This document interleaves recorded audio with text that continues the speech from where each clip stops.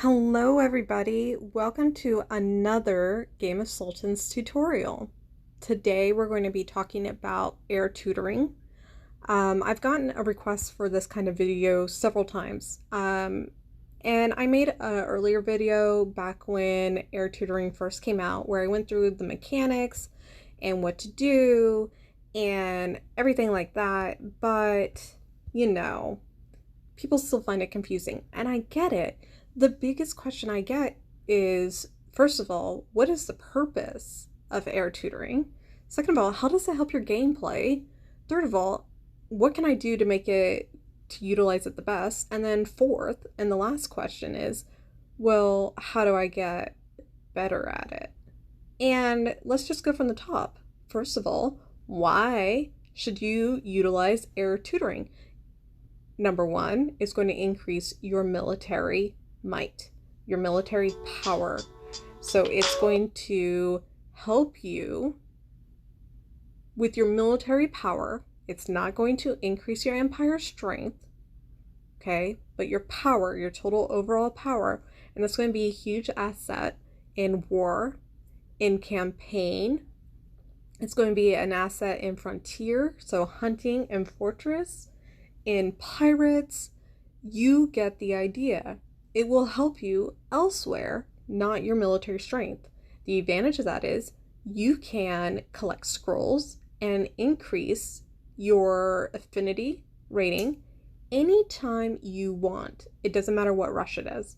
You can do it weekly, right before war. You can do it right before pirates or during pirates. You can do it before, putting a vizier in voyage if you're doing Union XP and your vizier isn't big enough. So there's you can do it basically whenever you want. There's an advantage there. It's convenient and it's not going to disadvantage you in any way in terms of the timing. Right. So we've talked about the mechanics in the past, but just as a reminder, how do you get scrolls to develop your heirs? You go to the Imperial Council.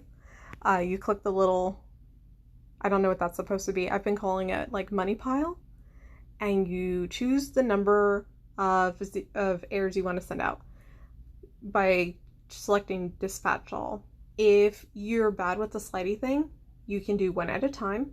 I recommend that if you are big enough and you can afford this, that you send 10 heirs, 10, right? 1, 0, 10 heirs every single day for at least your strongest envoy, if you can afford it.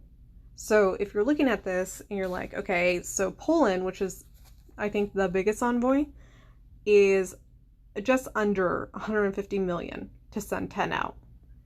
Prices dramatically increase per one, all right? So 31 is not 150 million times 31, or sorry, times 3 is not 8.37 billion, okay? And if you're sitting there going, you can't read numbers off the screen, no, I really can't. I struggle with that. I can read them, I understand them, but saying them out loud, whoo, that's a hard one. So stick to 10 a day if you want to do the slow and steady race. Now, if it's gold consumption and you want to get rid of a lot of gold, that's the way to do it. Just dump it into your envoys to get more scrolls, right? I used to tell people use cannon, and then they came out with the heir tutoring. I was like, yes, an easier way to get rid of gold. So 150 million per day in gold times 15 days, because that's the time in between rushes. So that's only 2.25 billion gold.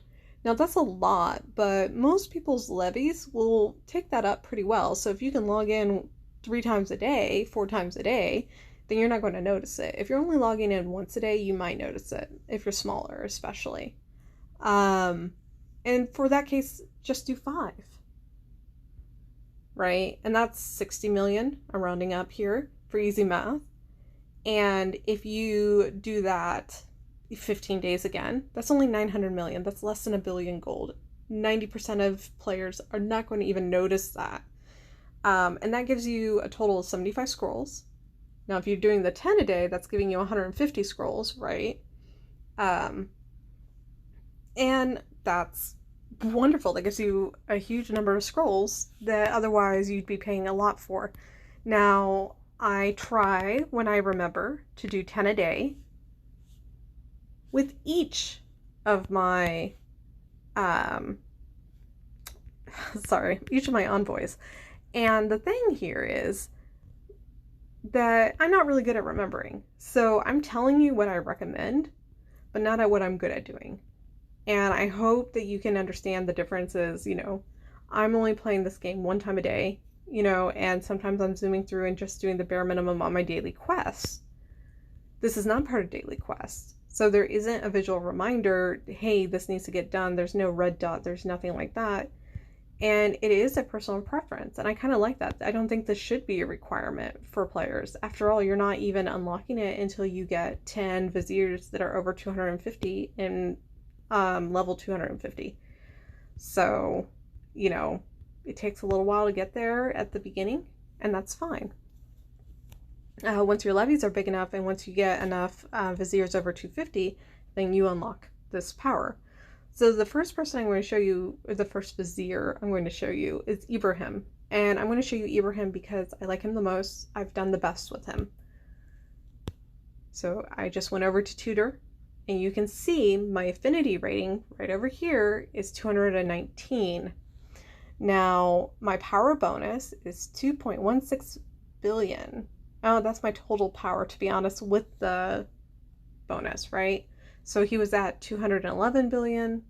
Now he's at 216 billion. And it's because I've gotten that extra 2% plus the fixed bonus. Now, to get higher, I would need to bring his affinity bonus up to almost 250, 248 specifically. And that would give me 4% instead of just 2%. And if I got him to 300 almost, it would be 6%. And these are percentage increases. That's great. So if you keep building your military viziers, or sorry, your viziers in general, that will constantly increase and increment up. Love it. It's a huge benefit. That can get you a lot further. That 2%. Now, when you're smaller, that fixed bonus is a blessing, because if you're smaller, you might not have much talent invested in your vizier or attribute books or anything. And if you'll notice, only 2 of these heirs are military specialities. Doesn't matter their speciality, as long as they are part of this affinity for the vizier, they're going to be added up for this military bonus, right? So it doesn't matter if it's research, you're not increasing research. It doesn't matter. It's always going to be military. It does matter in terms of the speciality, but it doesn't matter what it is. The problem is, however, that if you look at the top viziers I have a lot of viziers that are just military. So I have Sadie, just military. Yusuf, just military. Any of the outstanding 5 really are just military. And what does that mean exactly? I mean, it's pretty evident, I would think, that it means that there's a lot of competition for just military heirs. Luckily, I have a few that are not military specialities. So any of the outstanding 4 have secondary attribute that they have an affinity with. So that's why Ibrahim, as a reminder, got so big so fast. So now if I look at Yevez, I don't know how to pronounce these names, you'll see I only gave him political heirs. And really, he's got a bigger bonus than Yusuf, who's just military. You'll see Yusuf is at 131 and only has a fixed bonus of 2.2 million, which at this stage in the game for my server, that's nothing. That's, pennies. At the same time, getting that extra 2% would be great. And I'll probably get it with Yevez. I'm going to have to look up these names and how you pronounce them much faster than I will with Yusuf.